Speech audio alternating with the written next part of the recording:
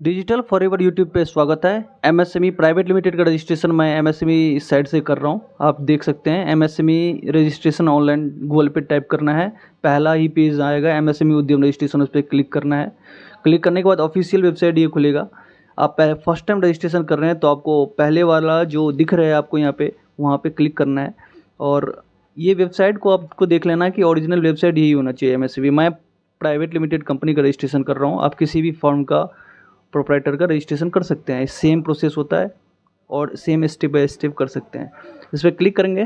Click करने के बाद ये वेबसाइट खुलेगा, गवर्नमेंट की वेबसाइट है। यहाँ पे आधार नंबर, जो मेरे केस में डायरेक्टर हैं, जो ऑथराइज सिग्नेचर जिस डायरेक्टर के पास है, उनके आधार नंबर और उनके आधार पे जो नाम होगा वो नाम यहाँ पे नेम ऑफ इंटरप्रेन्योर में फिल करना है। आधार नंबर और नेम फिल करने के बाद OTP आएगा। OTP वैलिडेट करवा के आगे के स्टेप हम देखेंगे और same step by step process करेंगे ताकि हमारा रजिस्ट्रेशन इजी वे में जल्दी हो पाए। देखते हैं OTP वेरिफिकेशन करने के बाद आगे हम प्रोसेस करते हैं। ये वेबसाइट है, यहाँ पे OTP हम डाले हैं। अब OTP वेरिफिकेशन के लिए थोड़ा गवर्नमेंट की वेबसाइट है, थोड़ा टाइम लगता है। बस मैं प्राइवेट लिमिटेड का रजिस्ट्रेशन कर रहा हूँ, आप किसी भी फॉर्म का सेम स्टेट में कर सकते हैं, इसमें कोई दिक्कत नहीं है। आप यहाँ से फिल कर सकते हैं। यहाँ पे आपका कंपनी का क्या नाम है, प्रोप्राइटर है, पार्टनरशिप है। मेरे में प्राइवेट लिमिटेड कंपनी है, आप अपने अकॉर्डिंग ले सकते हैं कि आपका कंपनी पे क्या नाम है, स्टेटस है कंपनी का, किस चीज़ टाइप का रजिस्ट्रेशन कर रहे हैं। यहाँ पे पेन नंबर, मैं अपना कंपनी का पेन नंबर डालूंगा क्योंकि मैं कंपनी का कर रहा हूँ। प्रोप्राइटर के केस में प्रोप्राइटर का नाम जो पेन नंबर होगा उसके पेन नंबर एंटर होंगे। एंटर करने के बाद नेक्स्ट कंफर्म करेंगे आगे का प्रोसेस के लिए। और आपको ये याद रखना है कि जो इनकॉर्पोरेशन ऑफ डेट होगा पैन कार्ड पे वही भरना है वहाँ पे डेट में। और आगे प्रोसेस के लिए हम देखते हैं यहाँ पे रजिस्ट्रेशन और हमने पूरे स्टेप बाय स्टेप कर दिया है। जो पेन कंपनी का प्राइवेट लिमिटेड पे जो पेन कार्ड होता है उसके इनकॉर्पोरेशन डेट वहाँ पे डालना है। बाकी यहाँ पे हम देखते हैं कि आपने लास्ट टाइम इस फाइनेंशियल ईयर में ITR फाइल किया है कि नहीं। 23-24 में ये ऑटोमेटिक पेन बेस होता है, खुद ही आपको यस और नो बोल देगा। अगर आपने किया होगा तो यस आ जाएगा, नहीं तो नो आएगा। GST नंबर है तो यस करना है, नहीं तो नो करना है। हमने यस किया, हमारे केस में है। बाकी आपको यहाँ मोबाइल नंबर और ईमेल ID फिल करना है। अपना मोबाइल नंबर और ईमेल ID फिल करने के बाद नेक्स्ट स्टेप ये जो ईमेल मोबाइल नंबर आप फिल करोगे इसी पे आपका OTP आएगा फाइनल। पहला आधार बेस वाला OTP आधार नंबर से जो लिंक होगा मोबाइल नंबर उस पर आता है, और ये OTP जो अभी मोबाइल नंबर फिल करोगे उस पर आएगा। यहाँ ऑटोमेटिक फिल डिटेल करेंगे, यहाँ पे कैटेगरी फिल कर देंगे। यहाँ पे स्टेप बाय स्टेप आप देख सकते हैं इस फॉर्म में। हम यहाँ पे कैटेगरी फाइल कर दिए हैं। यहाँ पे जेंडर, यहाँ पे नेम ऑफ इंटरप्रेन्योर्स, हमारा प्राइवेट लिमिटेड कंपनी, हमने प्राइवेट लिमिटेड कंपनी फिल करना है। आपको प्रोप्राइटर हो तो प्रोप्राइटर फिल करोगे। यहाँ पे ऐड करना है, ऐड यूनिट करना ही है, यही कॉपी करके ऐड यूनिट पे क्लिक करेंगे। ऐड यूनिट पे क्लिक करने के बाद ये खुद ही यहाँ पे ऐड यूनिट हो जाएगा। ऐड करने के बाद थोड़ा गवर्नमेंट की वेबसाइट है, स्लो चल रहा है, इसकी वजह से ऐड हो गया है। यहाँ पे आप देख सकते हैं यूनिट ऐड हो गया ऑलरेडी। और यहाँ पे आप उस यूनिट का जो एड्रेस है एड्रेस फिल करेंगे स्टेप बाय स्टेप। यहाँ पे फ्लैट नंबर, बिल्डिंग नंबर क्या है आपका, जिस यूनिट में जहाँ पे ये काम चल रही है उस यूनिट का, और इसका जो ऑफिस का एड्रेस होगा अगर दोनों सेम है तो नीचे में फिल किया जाएगा वो भी। अब वो दोनों सेम भी रख सकते हैं या अलग अलग है, आपका मैन्युफैक्चरिंग यूनिट कहीं और है और आप गोडाउन ऑफिस कहीं और यूज़ कर रहे हैं तो वो आप स्टेप बाय स्टेप ऐड कर सकते हैं। यहाँ पे आप एड्रेस फिल कर देंगे। एड्रेस फिल करने के बाद यहाँ पे नीचे में आएगा, आपको यहाँ पे यूनिट फिल करना है। यूनिट में ऐड मोर यूनिट भी कर सकते हैं जिसमें आप पूरी स्टेप देख सकते हैं कि मैंने D2G फैब्रिक का अपना पूरा यूनिट बाय स्टेप कर लिया है। NIC कोड होता है, यहाँ पे नॉट अप्लीकेबल हमें करना है रजिस्टर नंबर से। बाकी यहाँ से ये जो आपके कंपनी का जो लोकेशन होगा उसका लैटिट्यूड और लॉन्गिट्यूड डालना होता है। वो लोकेशन के हिसाब से गूगल मैप यहाँ से आपको क्लिक करना है, उसको स्पेसिफाई करना है लोकेशन, किस लोकेशन पे आपके ऑफिस लोकेट करता है। यहाँ से लॉन्गिट्यूड या लैटिट्यूड देना मैंडेटरी है, इस केस में आप स्किप नहीं कर सकते हैं इससे। इसलिए आपको जहाँ पे ऑफिस आप दिखा रहे हो उसके लोकेशन आप एक बार गूगल मैप से चेक कर लेंगे। उसके बाद हम यहाँ से देख रहे हैं मैं अपना लैटिट्यूड यहाँ से ढूंढ लूँगा कंपनी का कहाँ क्या है।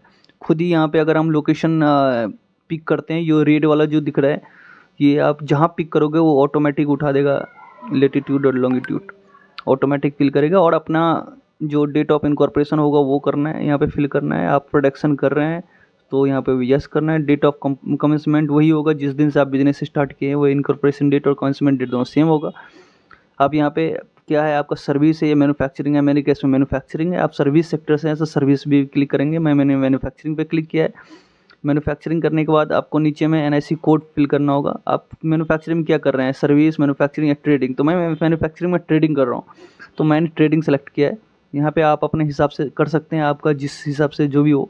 अब एनआईसी कोड यहाँ पर 2 डिजिट, 4 डिजिट और 5 डिजिट पे होगा। डिजिट में अदर देन मोटर व्हीकल की इसमें करना है, क्योंकि हमारे पास मोटर व्हीकल का नहीं है। मैं गारमेंट टेक्सटाइल के से रिलेटेड कर रहा हूँ। दूसरे डिजिट में मैंने टेक्सटाइल फिल करूँगा। 4 डिजिट और 5 डिजिट मैंडेटरी होता है।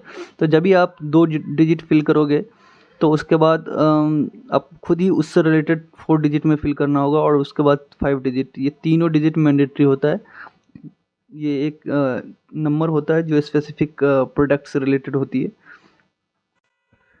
अब यहाँ से आप ये चीज़ बहुत ही केयरफुल कर सकते हैं। इसे आपको ढूंढ करके जो भी आप जिस रिलेटेड आप वर्क कर रहे हैं अपने, वो आपको ढूंढना है यहाँ पे और वो फिल करना है, क्योंकि ये एनआईसी कोड जो है वो बहुत ही इंपॉर्टेंट एंड क्रूशियल होता है। आप मल्टीपल एनआईसी कोड दे सकते हैं, जैसे एक मैं यहाँ ऐड एक्टिविटी में करूँगा, फिर दूसरा भी दे सकते हैं, तीसरा भी दे सकते हैं, कोई इशू नहीं है। आप मल्टीपल, मैं अपने केस में अपने अकॉर्डिंग दे रहा हूँ, आप अपने केस में देख लेना कि क्या आपको लिए सूटेबल है।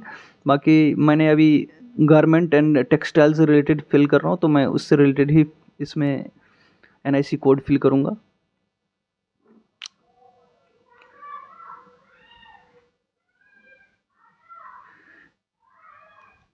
मैंने यहाँ पे 4 डिजिट कोड एंटर किया। गवर्नमेंट वेबसाइट है, थोड़ा स्लो चलता है, बस स्टेप बाय स्टेप आपको ऐसे ही प्रोसेस करना है।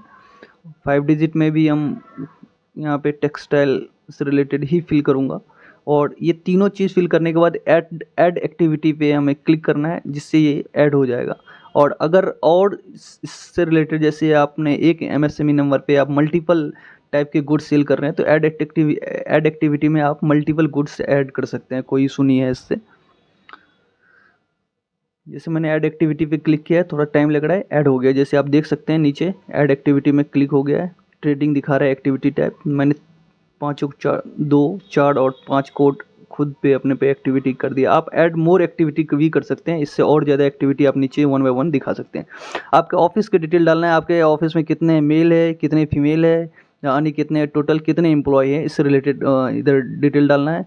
उसके बाद क्लिक करना है यहाँ पे, और नीचे आपको ये देखना है कि पोल्यूशन से रिलेटेड, अगर आप मैन्युफैक्चरिंग कर रहे हैं तो उससे रिलेटेड वर्क आएगा नीचे, जिसमें आपको टर्नओवर दिखाना है कि आपको 23-24 में, अगर आपका कंपनी आप नया रजिस्ट्रेशन कर रहे हैं तो कुछ होगा नहीं, तो इस केस में आपको 0 फिल करना है।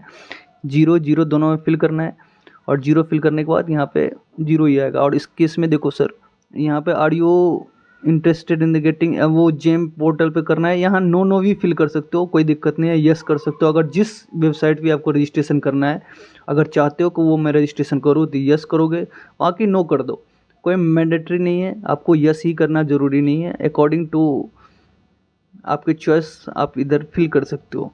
बाकी यहाँ लोकेशन फिल करने के बाद submit and final get final OTP click करोगे। ओटीपी जब आएगा, वो जो अभी मोबाइल नंबर और ईमेल आईडी फिल किए थे, उस मोबाइल नंबर पे ओटीपी आएगा, वही ओटीपी मेंशन करना पड़ेगा। यहाँ पे आधार ओटीपी नहीं आएगा। आधार ओटीपी फर्स्ट टाइम वेरिफिकेशन के लिए ही आता है। फाइनल वेरिफिकेशन में आपको मोबाइल नंबर से रिलेटेड ही ओटीपी आएगा।